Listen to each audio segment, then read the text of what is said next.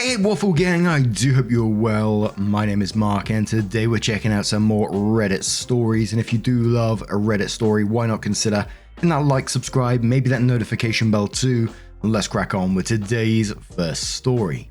Much love guys. Now today's first story comes from Where's My Room, who says, I've, female 25, returned from a month-long trip, and my roommate, female 22, has moved all her things into my room and has been living there, with no intention of switching back. Hi there.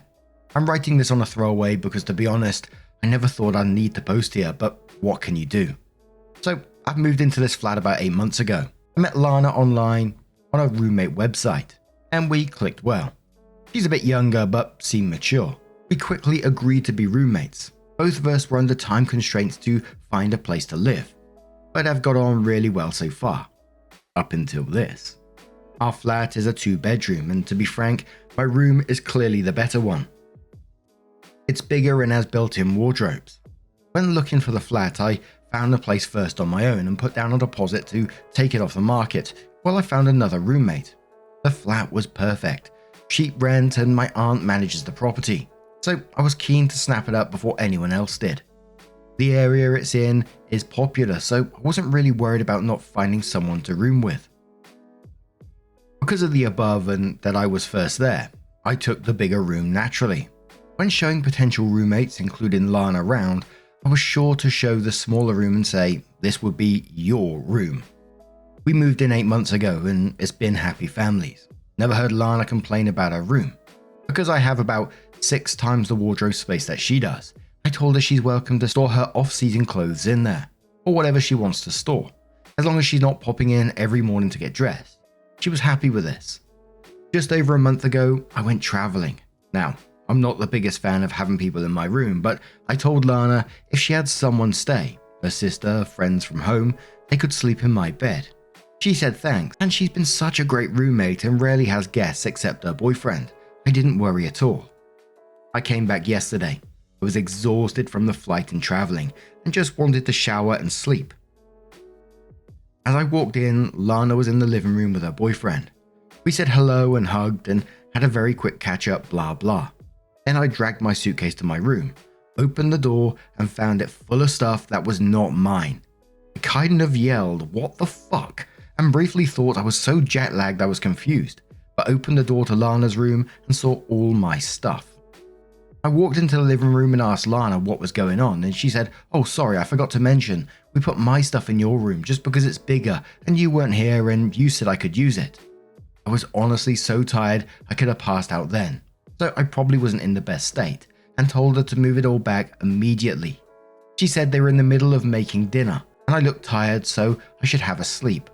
Her boyfriend then said, and anyway, you pay the same rent, so isn't it fair that you both get the big room at some point? I was getting really frustrated and could feel tears welling up, hysterical from the lack of sleep. So I just said, we'll deal with this tomorrow, and it's getting moved back. And then I went to sleep in not my room. I've woken up now and I'm so pissed off. Lana's at work so I can't talk to her, but what should I do when she's home? I feel like this is going to turn into an argument. I don't think it'll be as simple as, okay, let's swap now you're home.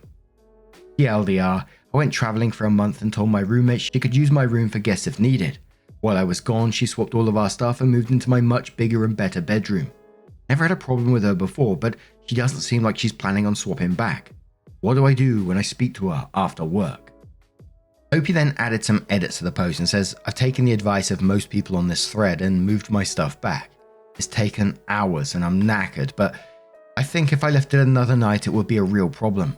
I sent her a text when I was almost done, in case she kicked up a shitstorm and came home, to say, hi Lana, hope you're having a nice day at work. Just to let you know I'm moving my stuff back into my room. Didn't want you coming home and walking into the wrong one. Yes, I'm petty. I'll be talking to her when she gets in because this is out of character for her, to the point of it being bizarre. She's never been anything but a model roommate, so I'm going to give her a chance before we're donezo. Donezo? I've heard that before. If she wants to be reasonable and have a chat about rent portions, I'm happy to do that. She's never had a problem with rent before, and honestly, I've never had uneven rent amounts in any place I've ever lived, whether I had the bigger room or smaller room. A lot of people here are saying It's the norm, so I'm open to talking about it if she's not ridiculous. Edit 2. Lana should be home in a bit. I'll update when I can. Edit 3. Hi everyone. I've got about 1 million messages asking for an update, but last night was a bit mad and I'm still pretty jet lagged, so sorry but I went to sleep. Anyway, here we go. So, as you know, I text Lana to tell her I moved my stuff back in. She didn't reply to me. Fine, whatever, but she didn't kick off, so I figured we were okay. I told my aunt what had happened, who was as baffled as all of you, and I told her it was probably all sorted, just keeping her in the loop. I also told my boyfriend, who works about 5 minutes down the road. He offered to come round in case Lana's boyfriend came round, but I told him not to because then we're ganging up on Lana. He insisted on going for a coffee with his mate a couple of roads away in case we needed backup, which is a bit ridiculous but very cute of him. So I did get myself a glass of wine while waiting for Lana. Not because I was nervous, I just like wine. She came home. I was sat in the living room and gave her a very cold hi when she walked in. She sort of froze, bag in hand, and her eyes darted between me and my/not her/our bedroom door. She blurted, "Did you do it?" I said, "What, move the rooms back?" "Yeah, of course." And her eyes went all wide and she dropped her bag and ran into the bathroom. I could hear her talking on the phone and I was like, yippee, I guess Tom's coming around. Fun. I heard the door unlock and I was about to go full Hulk on how psycho she is when she came out the door and stood between our bedrooms. The doors are adjacent and she just stared between them both, breathing heavily. It was really odd. Then I noticed she was crying and getting a bit panicky, so I asked what was going on. She burst into tears and said, "Oh my god, he's going to kill me," and just sobbed. So yeah, it was the boyfriend's idea completely, as a lot of us suspected. She's honestly always been a perfect roommate, which is kind of why I came to this sub. If she was generally an asshole, I would have known how to act, if you know what I mean. Anyway, Lana has a bit of a breakdown, and it turns out piece of shit Tom has always been a bit of a piece of shit. Very jealous, which I always saw hints of, but Lana never mentioned, so I didn't. And has amped up his piece of shitness while I've been away. While I left, he just finished school and basically moved in unannounced. And when she mentioned he hasn't been home in days, he'd give her the, "What, you don't love me? I treat you so well, you're so selfish, blah blah blah" shit, and refused to move. She showed me the text he'd send her. Absolutely horrific stuff. Things like, "Ring me in the next 5 minutes or we're over." "Send me a picture of you at your desk with something showing today's date so I know you're at work." Just abusive stuff. Onto the room. As we guessed, he moved it. He did it while she was at work, which is actually a bit gross thinking of him going through my stuff. And I'm considering somehow implying I have crabs or something he could catch just to make him squirm a bit, but I'll work on it. Lana came home and said, "What are you doing?" He made out it was just temporary and that I wouldn't mind. Such a gentleman speaking on my behalf. And he would move it back. And he was doing it for her, and she was so selfish, etc. And it got a few days before I came back. Lana suggested moving it back, and he completely denied he said that, and told her it was her idea to move it, and he only did what she told him. But it's staying now, or she'd be sorry. So basically, Tom is a prick, and Lana sobbed and apologized and cried, and I fed her wine. She didn't want to see Tom, who obviously assumed he lived there now.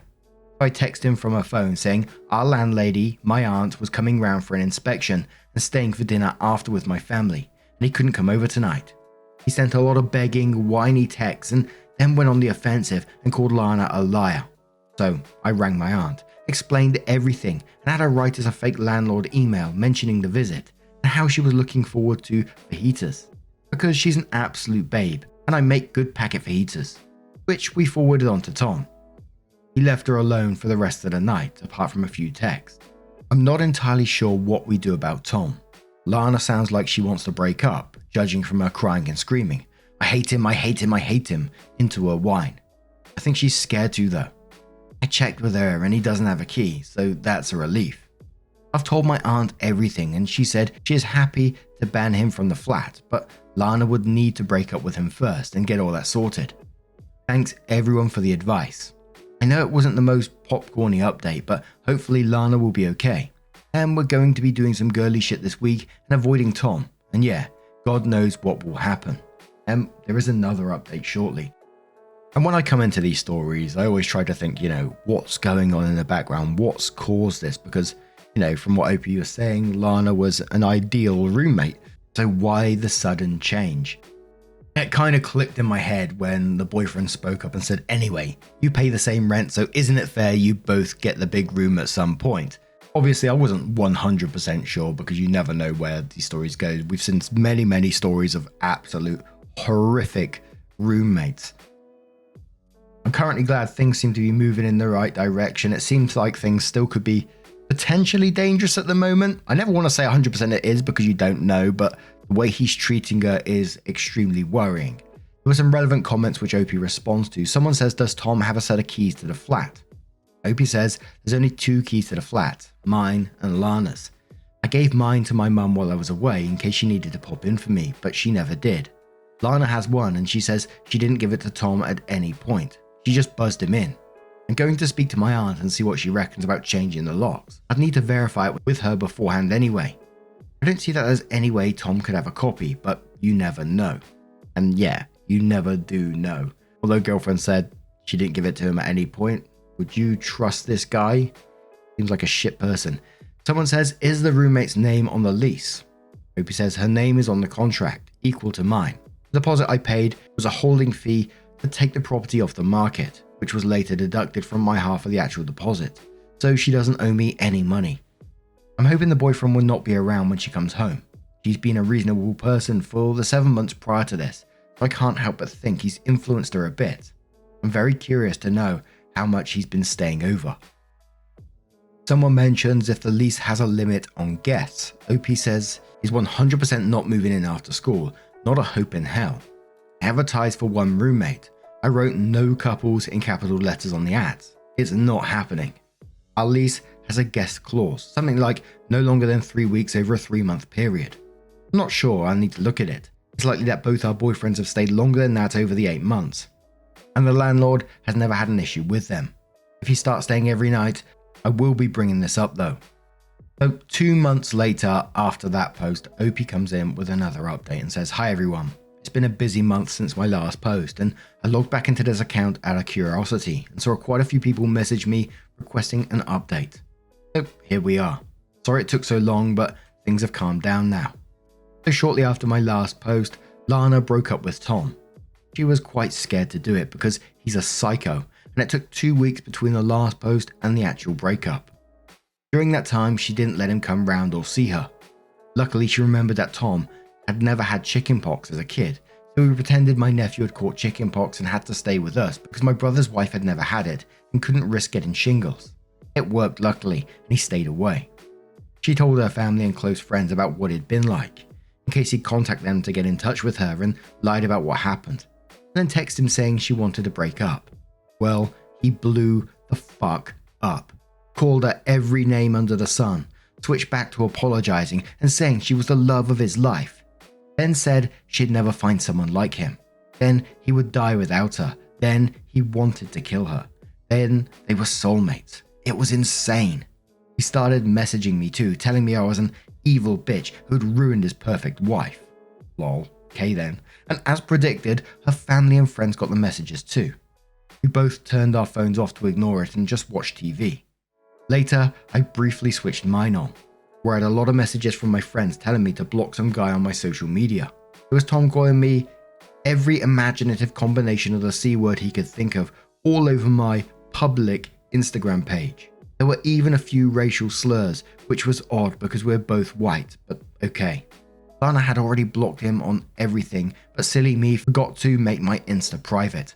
The next day, he rang Lana's office. She was so embarrassed it was awful, to tell her he was driving down to our flat. She rang me and I rang my aunt, who you remember manages the property, who told us it was time to call the police. We filed a report about Tom and they said to update us on the situation. In the UK, you need to go to court to actually get a restraining order, so we haven't as such, but the evidence is all there and documented if we need to go that far. The police rang Tom at our request, told him they'd seen the messages and to turn his car around because if he turned up at our door, he'd be arrested. Police officers here are amazing, can I just say? Tom managed to shit himself hard enough to not show up after that. So we're fine for a week. Then the post came. Tom started sending letters, threats and soppy I love you shit, flowers, then a pizza that we had to pay for. We were actually hungry so we ate it. He signed us up to a magazine subscription. It was bizarre. We went to the police again. They filed everything, but Lana didn't want to go to court. I don't blame her, she was incredibly stressed by the whole thing. So 2 weeks ago, I took my aunt and mother out to dinner. I told them both about the situation, and my goddess of an aunt had an idea.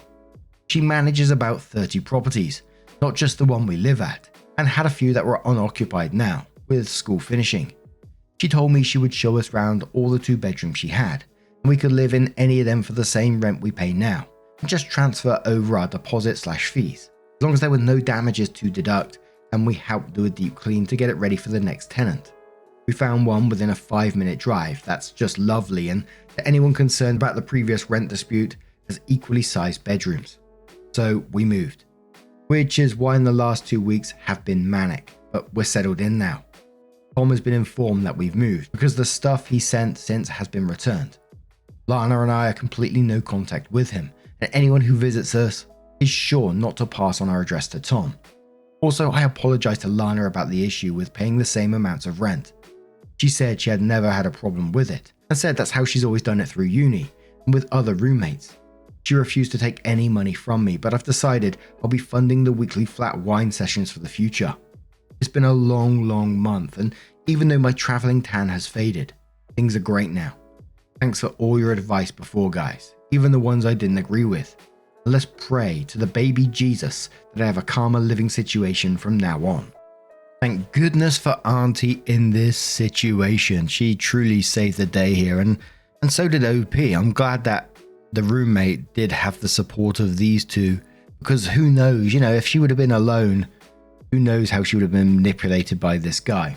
The thing I always find scary, and I never want to put a downer on things, is, that guy's still out there somewhere.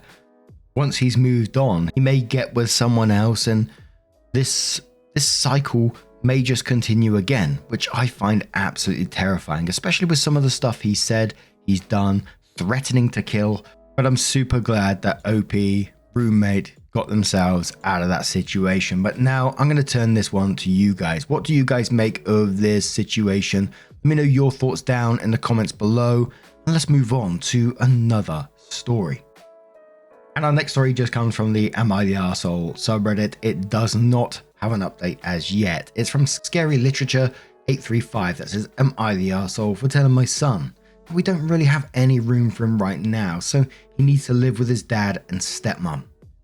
My ex-husband and I divorced when my son was 10. My ex had found someone new. We went for 50-50 custody, but he still had to pay some child support. I went back to school at that time. On the weeks his dad had him, I buckled down and did nothing but schoolwork. When he was with me, I made sure I had time for him before and after school. I did expect him to help around the house, but nothing excessive, mostly just cleaning up after himself and helping with cooking and laundry. His dad's house was more fun. I tried to make my home welcoming. I bought a used PS4 and I got fiber optic internet. It wasn't enough for him. When he was 14, he and his father got the court to award my ex primary custody. I did fight it, but my son made it clear that he would run away if I didn't give in. Counseling didn't help. I tried everything. It was devastating having my son decide I wasn't someone he wanted to spend time with. He started skipping visitation. When he did come, he would leave the house and not come home until it was time to sleep. During this time, I started a relationship with my current husband. He helped me through this. He wasn't on my radar romantically. Nobody was, so he got close by being an amazing friend. I asked him out and we got married 6 months later. We'd known each other since I went back to university. 6 months after we got married, I got pregnant. By strange coincidence, so did the woman my ex was cheating with. Not the woman he left me for, a newer model. I had sold my house and my husband and I bought a condo together. Just a 2-bedroom apartment with a tiny den. We made the den into a nursery and consolidate our offices into the 2nd bedroom. My ex moved in with his new girlfriend and she isn't a fan of my son. His stepmother doesn't want him there if his father isn't there, so my son is also in the new house with his dad. His dad's pregnant girlfriend and her mum. My son is 16 now. He called to see me if he could stay with me. I said I didn't really have any room. He asked me what I did with his room. He didn't even know I sold the house. He's very upset. He called me a bitch for not having a place for him to stay. I said he could stay in our living room on the couch. Not acceptable. I talked to my husband and we have enough money for the sale of my house and his old bachelor pad as well as our condo to buy back into the market. We were waiting for interest rates to fall and we were going to move to a more reasonably priced city. I told my son if he could take the living room for now, we could have a room for him in 6 months. He moved in with his grandparents. He isn't happy there. At least his dad got him a car so he drives to his same school. My son is pissed that I prioritized my new baby and my work over him. I had no expectation to ever need to house him again. My ex called me and told me to make our office into a room for our son. I told him that our son's circumstances were his fault, not mine. AJ Alva says, everyone sucks here. Your son made his decision and he got what he wanted. It's not cool that he is now facing the consequence of his father's infidelity again, but this decision is legally bound. It is your ex's responsibility to care for your son by his own doing. With that being said, as a mother, I think you're letting an opportunity to rekindle the relationship pass. He's 16 and it probably was really hard to reach out to you and ask for help. There has to be a more creative solution that can get you both under the same roof, but also giving everyone their space during such a transitional stage. Opie says, I'm literally buying a house so we can have a room. Obsidian Knight replies to that saying, I'm so sorry, but the majority of people will try to tear you apart on this subreddit. You're going to be the evil one, even though you offered him a couch until you can buy a house. You are in no way the arsehole here. His father is, by letting his new piece of tail alienate his son to the point of kicking him out. Go post this exact same story in Am I the Arsehole here, and you will find people that don't only see black and white in these kinds of situations. Popcorn with Parmesan says, I initially felt sorry for you because of how hard it is to go through a custody battle, but the language you use here, he and his father ganged up to gain custody. Circumstances are his fault and not mine. You getting internet, which I'm sure you also use and is more or less the same electricity at this point, wasn't good enough for your son, is so gross. Kids under 18 don't owe you loyalty in a custody battle. You owe it to them to, regardless of how ugly things get between the two parents, not put them in a situation where they have to pick sides. You're clearly mad at him, but if you want to have any kind of relationship with your child, you make yourself available when he reaches out to you. You're the arsehole. Madam North says Dad is a serial cheater who knew he had full custody, but didn't make sure there was a place for his son when he thought with his dick yet again. I'm sure the 16-year-old feels very unwanted right now. If he really is looking to mend fences, then attending family counseling should be mandatory, and he needs to realize that this will mean returning to court. Strain Pure says not the arsehole. He made the choices to be in your life as little as possible, and is only now trying because he has no other option. You rightfully prioritize your new life with your husband and new Ween because they were what was important to you, and new Wayne because that's what was important to you. There's no way in hell you could have guessed your ex would be up to shit, or that he'd choose to stay with a woman who doesn't like his son, making him essentially homeless. His father has full custody, so this is his problem, not yours. So your son should be calling him out, not you. And if your ex wants to accuse you of shit, you should tell him to cram it before you contact CPS, because he's not providing for him like he should be. Now, I will reveal that this post was tagged as everyone sucks here, but there was loads of not the arsehole comments and you're the arsehole and everyone sucks here. And it seemed from reading the majority of the top comments were not the arsehole. But now I'm going to turn this one to you guys. What do you make of the situation? How would you react if you was OP? Let us know your thoughts down in the comments below. And just a huge thank you from the bottom of my heart for getting involved in today's stories. Your love, your support, your time always means the absolute world to me. So thank you so much for being involved, and hopefully I'll see you in the next one. Take care and much love.